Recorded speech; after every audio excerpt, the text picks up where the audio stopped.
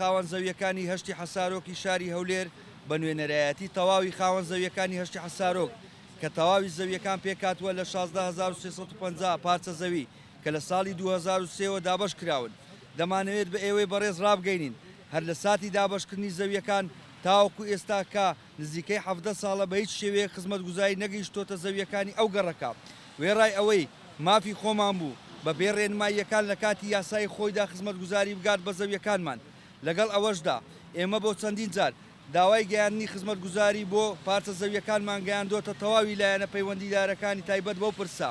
وێڕای ئەوەی چەندین جار بەڵێنی ئەوەمان پێدراوە کە خزمەتگوزاری بگات بە زەویەکانمان بەڵام هیچ لە بەڵێنەکانیان نەبردۆتە سەر.